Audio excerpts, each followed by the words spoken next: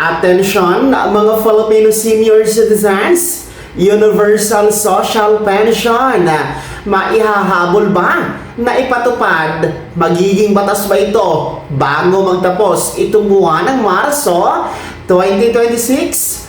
Pag-uusapan natin mamaya-maya. Hello mga ka-vlogs! Welcome dito sa aking YouTube channel. Magandang araw po sa lahat ng mga manonood.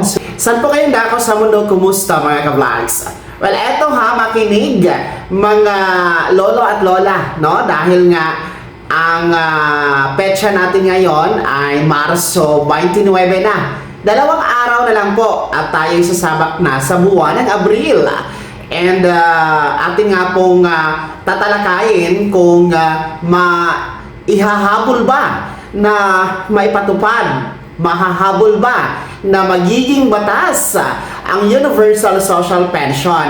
Alamin na din natin kung ano ang latest update nito mula sa Kamara at sa Senado. Well, para po sa mga baguhan na mga senior citizens at hindi pa po alam kung ano itong Universal Social Pension, ito po ay panukala, no, na kung saan magbibigay ng pensyon sa lahat ng mga senior citizens na 60 years old pataas. At ito po ay bilang tugon no, sa panawagan na gawing pantay-pantay ang social pension sa kasalukuyan. Dahil yung social pension natin na hawak ngayon ng DSWD, yung 1,000 piso na buwanang pensyon, ay pinipili lang kasi yon. Hindi lahat ng mga senior citizen ang kasama doon, no? Hindi kasama yung may honorarium, hindi kasama yung may pensyon na tinatanggap sa SSS, GSIS or PIFO pension.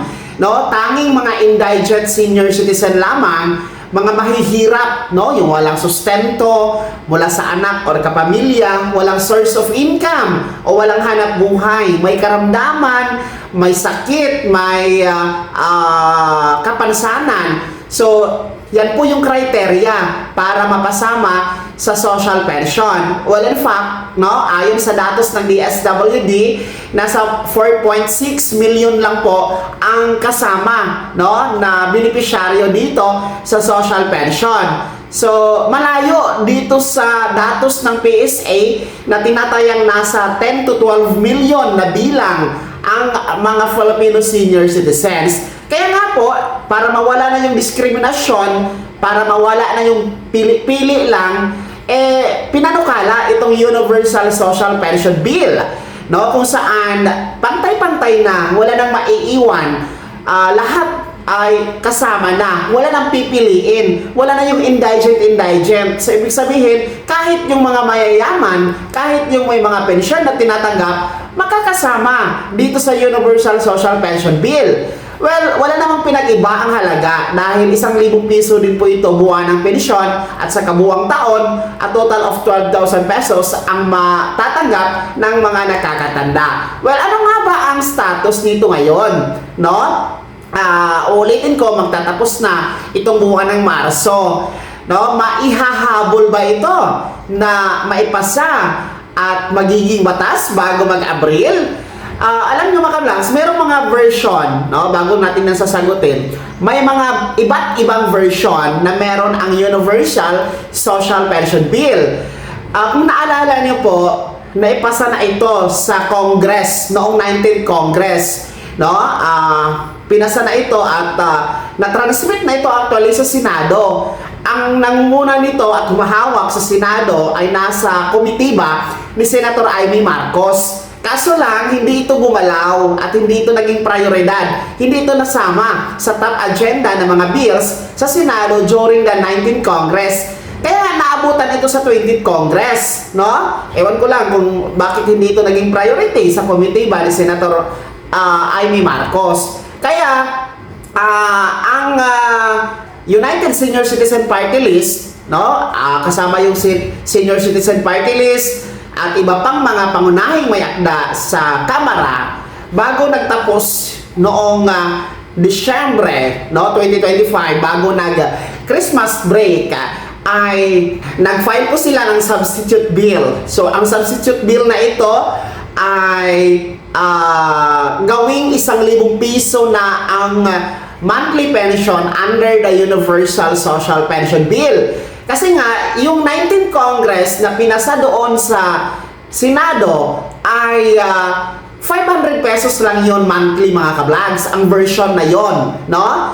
Sa tagal nga ng hindi paggalaw sa Senado at nagtataasan na ang bilihin, mataas na ang inflation, kaya nga nagkaroon ng substitute bill na instead of 500 pesos, itaas sa 1,000 piso ang Universal Social Pension monthly. At yan po ay pumasa na sa Senior Citizen Committee panel, no? Diyan sa Kamara bago nag-Christmas break last year, no? And then ngayon nga ay ang update niya ay isusumite na ito sa plenaryo diyan sa Kamara para pagbotohan kung ito ay papasa sa una, pangalawa at pangatlo at panghuling pagbasa diyan sa Kamara. Well, in fact, meron din pong version diyan sa Senado. Yung version po ni Senator Risa Hontiveros na 1,500 pesos monthly, itong Universal Social Pension. Kaso nga lang, kailangan kasing balansehin ang ekonomiya. Kailangan balansehin ang ibang sektor, no? Kasi malaki din po ang kailangan kapag gawing 1,500. So, ayon naman sa NCSC, ay mas realistic, no? Ang 1,000 pesos monthly, no? Kaysa doon sa 1,500. Kasi aanhin mo naman yung 1,500 tapos hindi siya magiging consistent, no? Sa paglipas ng mga taon. So dito na lang tayo sa 1,000 pesos kahit konti, at least malaking tulong na din po ito para sa mga nakakatanda. So ang tanong ngayon, ito ba ay mahahabol ba dito sa pagtatapos ng buwan ng Marso? Magiging batas ba ito? Walang direktang kasagutan, hindi po. Hindi pa ito ma-approve, no? Diyan sa Kamara bago magtapos itong taon, bago magtapos itong buwan ng Marso. Kasi nga, ulitin ko, dadaan pa ito, isusumite pa ito sa plenaryo, dadaan pa yan sa una, pangalawa, pangatlo at panghuling pagbasa bago po ma-approve sa Kamara, bago i-transmit o isumite sa Senado mga kablog. So, I think naman, kahit hindi siya papasa o hindi po hahabol ngayong Marso, I think bago magtapos itong 20th Congress, alam niyo naman malapit na ang 2028 national election, kailangan itong ipasa. Yan din po ang pinangako ng mga may akda nito na kailangan itong ipasa sa lalong madaling panahon, no? Ayon sa kanilang pagpupulong sa Senado, sa Senior Citizen Committee, no? Nidaluhan niya ng NCSC, kasama po ang mga may akda nito ay kanilang nga pong pinananawagan ang pagsasabatas agad, no? At pagkalat ng signature campaign diyan sa Kamara para suportahan itong pagsasabatas, no? Ngayon na talaga dito sa Universal Social Pension Bill. Pero uulitin ko, sa ngayon, bill pa lamang ito, panukala pa lamang ito, hindi pa to aprobado ha, pero pasasaan man. At hahantong din tayo diyan sa pagsasabatas sa Universal Social Pension Bill. Well, mga lola at lola, ano po yung komento at reaction sa balitang ito? Sino sa inyo dito ang excited na